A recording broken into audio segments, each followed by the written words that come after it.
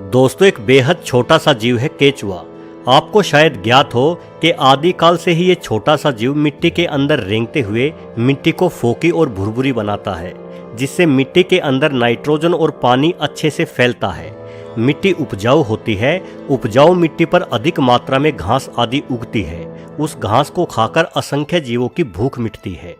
कई बार हम किसी बेहद ही बुरी प्रवृत्ति के इंसान की तुलना गिद्ध से कर देते हैं, लेकिन गिद्ध जंगल में सड़ रहे मरे हुए जानवरों को खाते हैं। सोचे यदि गिद्ध ना हो तो पशुओं के शवों का क्या होगा। शव सड़ेंगे, उनमें विषाणु कीटाणु जन्म लेंगे और पूरी दुनिया महामारियों की चपेट में आ जाएगी। कहने का मतलब यह है कि दुनिया का हर जीव प्राकृतिक संतुलन को बनाए रखने में अपना महत्वपूर्ण योगदान देता है। अब जरा सोचे कि हम इंसानों का इस प्रकृति को बचाए रखने में भला क्या योगदान है। जब हम इंसानों ने एक दूसरे के साथ लड़ना शुरू किया तो अपनी लड़ाई में हमने घोड़ों और हाथियों को भी शामिल कर लिया। भला हमारी आपसी दुश्मनी में उन मासूम जीवों का क्या कसूर था। सोना चांदी इंसान लूटता था, लेकिन युद्ध में मारे जाने वाले उन घोड़े हाथियों को सोने चांदी से भला क्या लेना देना था। आज हम गाय को माता कहते हैं और गाय के दूध को अमृत बतलाते हैं। बेशक गाय का दूध अमृत है, लेकिन हमारे लिए नहीं। गाय का दूध अमृत है गाय के बछड़े के लिए। आप गाय को माता कह सकते हैं, लेकिन क्या गाय भी आपको अपना बेटा मान सकती है, जबकि आप उसे खूंटे से बांध कर रखते हैं और जो दूध उसके बेटे यानी बछड़े के लिए था उसे खुद पी जाते हैं। हमने खेती करना सीखा और अपने साथ बैलों को भी इस कार्य में शामिल कर लिया, लेकिन बैल तो पहले भी घास फूस खाकर अपना पेट भर ही रहा था। उसे क्या लेना देना आपकी खेती और आपके व्यापार से। ऊपर से जब वो बैल बूढ़ा हो जाता, हल खींचने के लायक नहीं रहता, तो हम उसे कसाई के सुपुर्द कर दिया करते थे। हमने आवागमन के साधन के रूप में तांगों का प्रयोग शुरू किया। अब किसी को दिल्ली से लखनऊ जाना होता तो तांगे में जुड़ा घोड़ा उस तांगे को घसीट कर ले जाता, लेकिन दिल्ली के उस घोड़े को भला लखनऊ से क्या लेना देना। उसे तो ये भी नहीं पता होता कि उसे किस दिशा में जाना है। बस जिस दिशा में घोड़े की लगाम खींचकर उसके पीठ पर चाबुक बरसा दिए जाते, उसी दिशा में घोड़ा दौड़ लगा देता। वैसे वर्तमान में विज्ञान के दम पर हमने इंजन बना लिए हैं, जिस वजह से हमारे चाबुक को अपनी पीठ पर झेलने वाले जानवरों की दर में कमी आई है। लेकिन हमने ईंधनों के रूप में कोयले या डीजल आदि का प्रयोग शुरू किया और पूरे वातावरण को दूषित करना शुरू कर दिया। पहले हम कुछ जीवों को परेशान करते थे, अब हमने सभी जीवों का सांस लेना दूभर कर दिया। हमने अपने रहने की जगह को फैलाने के मकसद से जंगलों को उजाड़ना शुरू किया, जिससे करोड़ों जीवों का घर छिन गया। हमने उन नदियों को जहरीला बना दिया जिनसे ये मासूम जीव अपनी प्यास बुझाते थे। हमने मोबाइल टावरों द्वारा रेडिएशन फैलाया। हर जगह कान फोड़ू कारखानों, लाउड स्पीकरों, इंजनों से ध्वनि प्रदूषण फैलाया, जिससे हमारे घरों के आसपास अपना घोंसला बनाकर अपने बच्चों का पालन पोषण करने वाली गोरैया नामक छोटी सी चिड़िया न जाने कहाँ गायब हो गई। इन तमाम तर्कों से क्या पता चलता है? पता ये चलता है दोस्तों कि हम इंसान घुन की तरह इस प्रकृति को खा रहे हैं। देखा जाए तो प्रकृति की नज़र में हम इंसान एक वायरस के समान हैं, जो लगातार पृथ्वी को बीमार कर रहे हैं। जिस तरह से बुखार आने पर हमारे शरीर का तापमान बढ़ जाता है, उसी तरह से पिछले 100 सालों के दौरान हम इंसानों द्वारा किए गए प्रदूषण के कारण ग्लोबल वार्मिंग के प्रभाव के चलते पृथ्वी का तापमान 2 से 3 डिग्री सेल्सियस बढ़ चुका है। यानी हम इंसान रूपी वायरसों की वजह से आज हमारी पृथ्वी को बुखार आ गया है।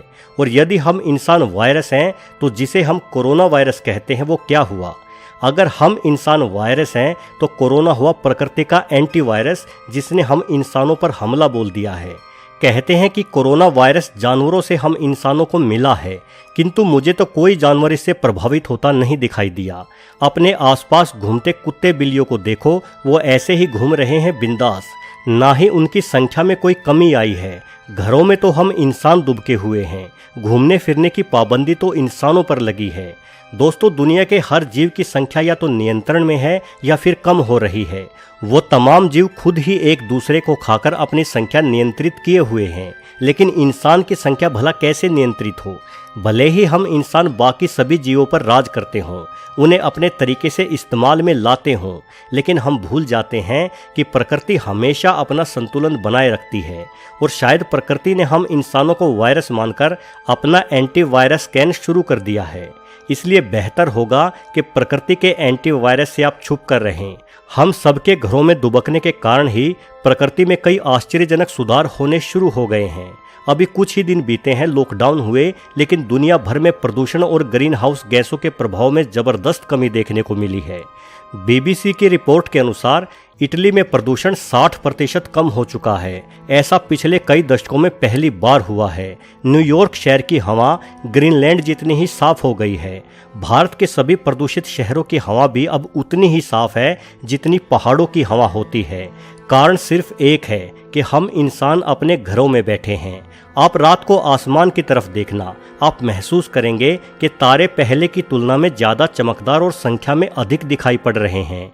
दिन के समय आप अपनी छत पर खड़े होकर देखोगे तो पाओगे कि अब आप पहले की तुलना में ज़्यादा दूर तक देख पा रहे हैं। इन सब का कारण प्रदूषण कम होना ही है और आने वाले दिनों में हवा और भी ज़्यादा साफ होगी। आपको तारे और भी ज़्यादा बेहतर दिखाई देंगे। तब तक शायद खुद को साफ पाकर प्रकृति अपने एंटीवायरस प्रोग्राम को भी विराम दे दे। दोस्तों, कोरोना कहां से फैला, क्यों फैला और कब फैला, इन सब सवालों को आप अपने दिमाग से निकाल दें।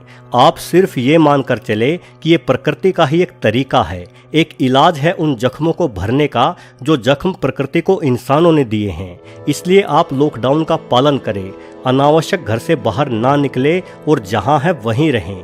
कुछ दिन ठहर जाओ, ये कोरोना खुद ही समाप्त हो जाएगा। इतिहास में अनेकों बार घातक महामारियां फैली हैं, कोरोना से भी बहुत बड़ी महामारियां।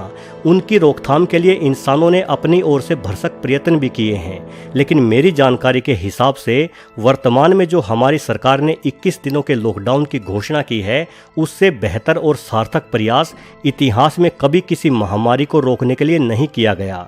और ये प्रयास तभी सफल होगा जब सिर्फ सरकार ही नहीं, पूरा देश इसमें शामिल होगा। वीडियो को आखिरी तक पूरा देखने के लिए आपका बहुत बहुत धन्यवाद।